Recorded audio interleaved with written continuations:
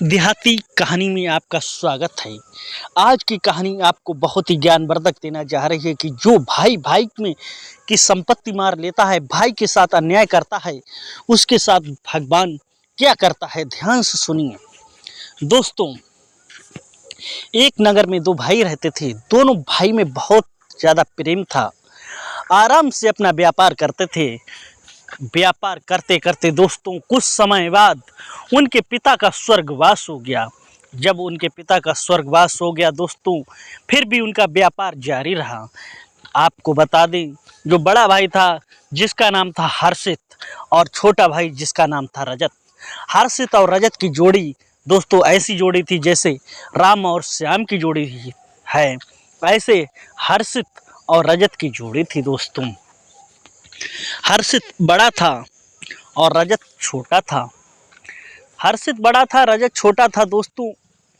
हर्षित के मन में लालच आने लगा। उसने कहा ये संपत्ति दो लोगों में बटेगी तो कुछ नहीं बचेगा।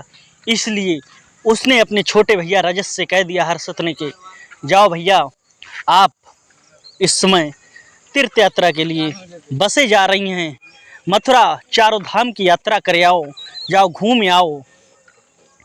रजत को क्या मालूम था कि भैया मेरा ऐसा मेरे साथ करेगा। दोस्तों रजत बेचारा भोला भाला था, सीधा साधा था। वो चला जाता है यात्रा के लिए और हर्षित क्या काम करता है, सारी धन और दौलत एक सेठ के हाथ बेच देता है। जब उसने सारी दौलत एक सेठ के हाथ बेच देता है और वहाँ से धन लेकर रफू चक्कर हो जाता है। कहता है कहीं दूर जाके व्यापार शुरुआत करेंगे, फिर मुझसे ज़्यादा पैसे वाला कोई नहीं होगा। दोस्तों ये कौन कहता है? हर्षित। हर्षित ने ऐसा ही किया दोस्तों, सारी धन और दौलत बेचकर चला गया व्यापार करने के लिए। उधर जब रजत चार धाम की यात्रा पूरी करने के बाद आया तो देखा उसके घर में कोई सेठ है। सेठ जी से बोला, सेठ जी मेरे भैया कहाँ हैं? सेठ बोले आपके भाई तो सब कुछ बेचकर चले गए हैं, अब आपका इस घर पर कोई हक नहीं। भाई साहब रजत को बिल्कुल निराशा नहीं हुई। कोई बात नहीं, कुछ ना कुछ हुआ होगा तभी भैया चले गए हैं।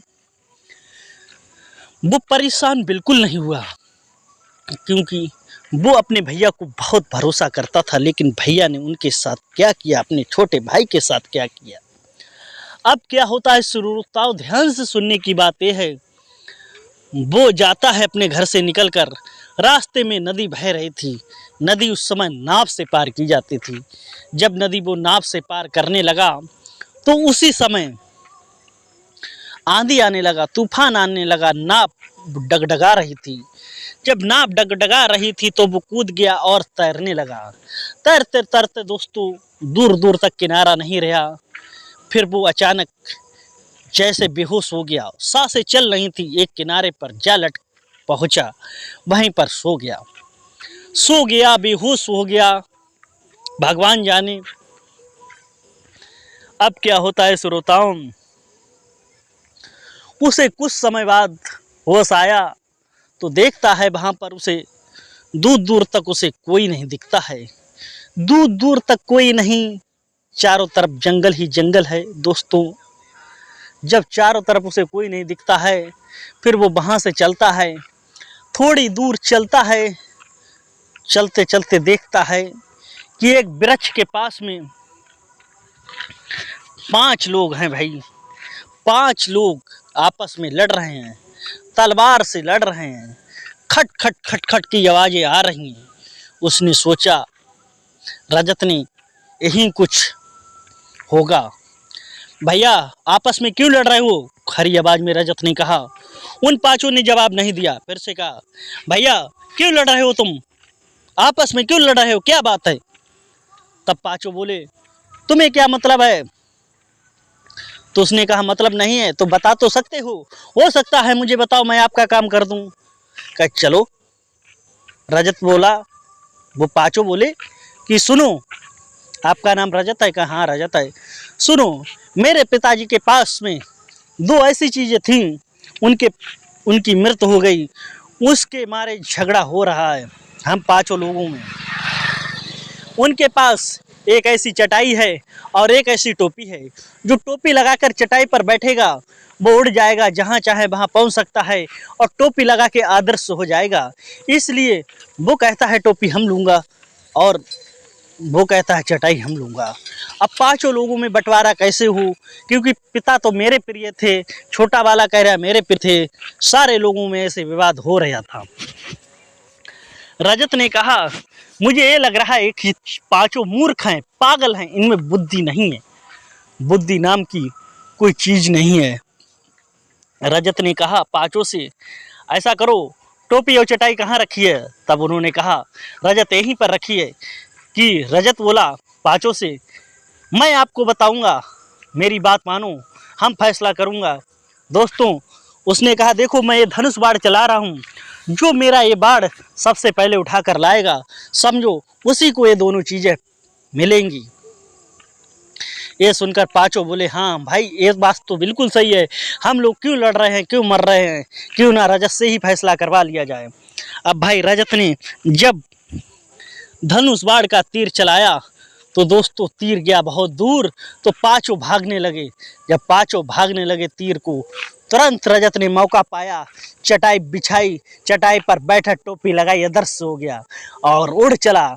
जब वो उड़ चला पांचों के ऊपर जा रहा, उन्होंने कहा पांचों ने कहा देखा अरे इसे पकड़ो, क्योंकि वो तो अदृश्य था, उसे कोई पकड़ नहीं सकता था। बोला पांचों बोले हमें लग रहा है रजत मुझे मूर्ख बना गया है, इसीलिए हम कहते हैं आज से शपथ लेते हैं, कसम खाते हैं आज से मैं पांचों भाई कभी लड़ाई नहीं करेंगे, कभी भी लड़ाई नहीं करेंगे, आराम से भाईचारे की से रहेंगे, कभी भी लड़ाई नहीं करेंगे, प्रेम भाव से रहेंगे, पांचों लोग मेहनत करेंगे। दोस्तों आपस में उन्होंने ये विचार किया। उधर रजत चटाई पर बैठकर चल देता है। चलते चलते दोस्तों वो पहुंच गया दूसरे राज्य में। कहा वहीं पर चटाई निकाली और समेट कर अपनी पोटरी में रख दी। जब रजत ने अपनी चटाई पोटरी पर रख दी उसके बाद में शहर में गया। कहीं उसने कहा नौकरी करेंगे, व्यापार करेंगे, क्योंकि वो तो व्यापार में बहुत ही निपुण था।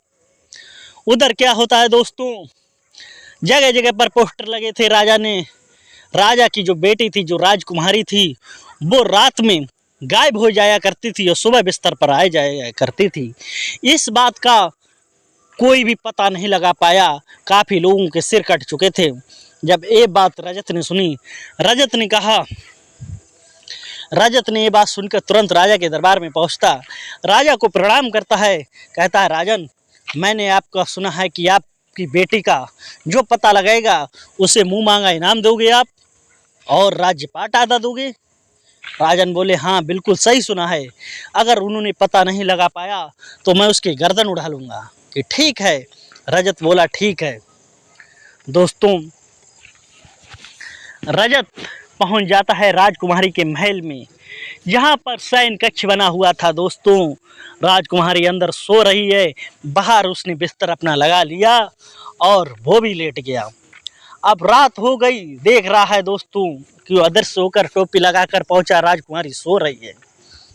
जब रात के 12:30 बजे तब दोस्तों वो क्या देखता है, आकाश मार्ग से एक राक्षस उतरता है। वो सीधा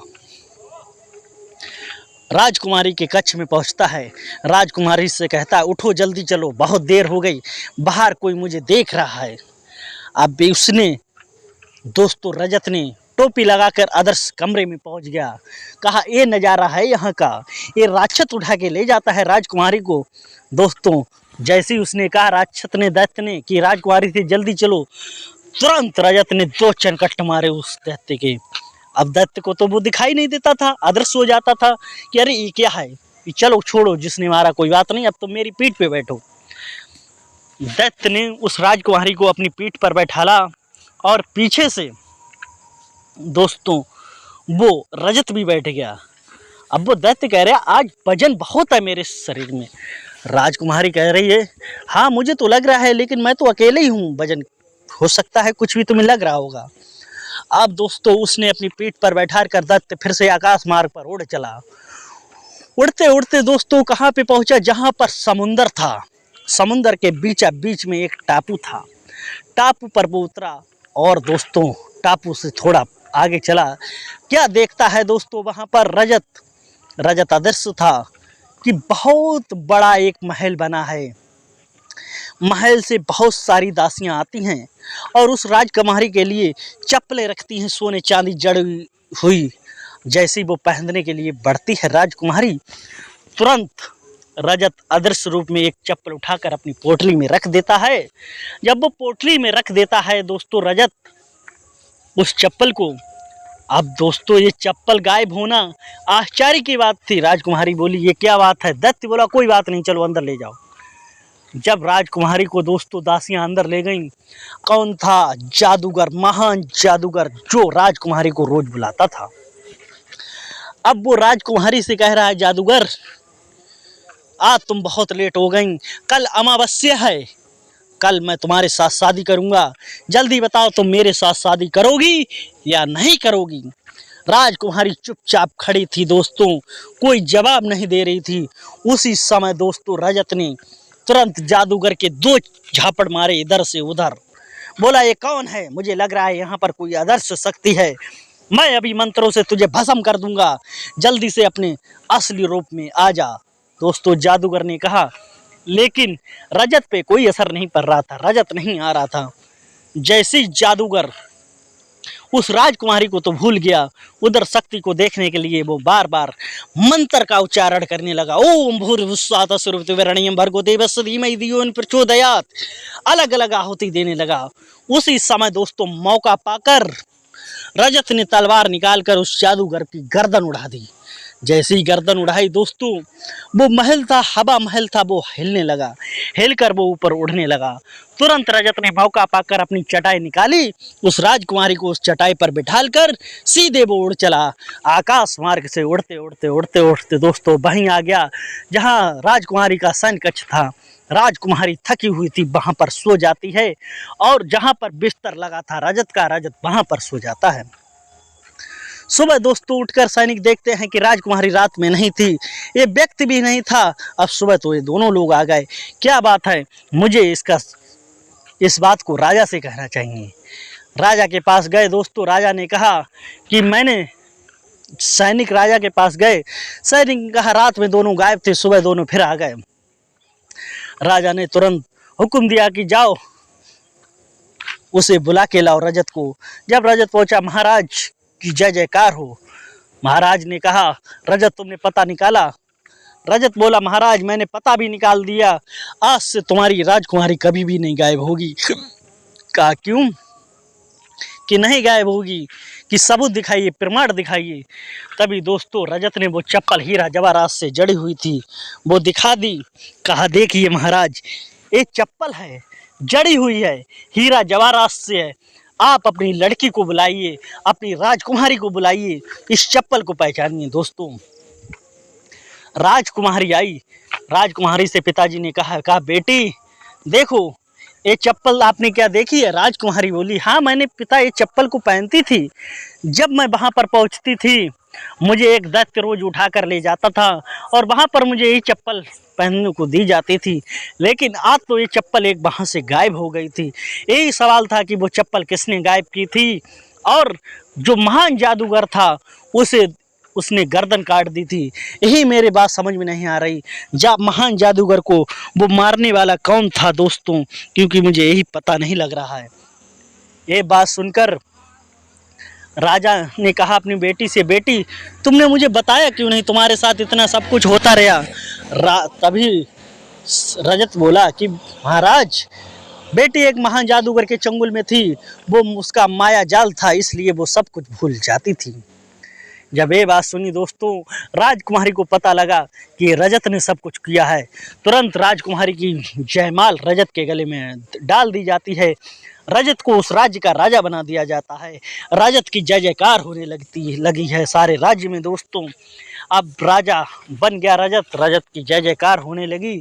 अब राज्य पाठ चलाने लगा। थोड़े दिन बाद दोस्तों क्या होता है, धीरे धीरे समय बीतता गया। एक सैनिक एक व्यापारी को पकड़ के लाता। ये व्यापारी वही था जो रजत का भाई हर्षित, वो धोखे से उसी राज्य में पहुंच गया था और व्यापार धोखे से चुप्पे से कर रहा था। इस बात को राजा के सैनिकों को पता लगा। राजा के सैनिक उस राजा को पास ले गए। हर्षित ने दोस्तों कहा, हे राजन मुझे माफ़ कर दो, मैं तो धोखे से आपके राज्य में घुस आया था। रजत ने देखा कि ये मेरा बड़ा भाई है जो हर्षित। दोस्तों अब वो हर्षित था, वो रजत के पैर में पड़ा हुआ माफ़ी मांग रहा है कि भैया मुझे माफ़ कर दो।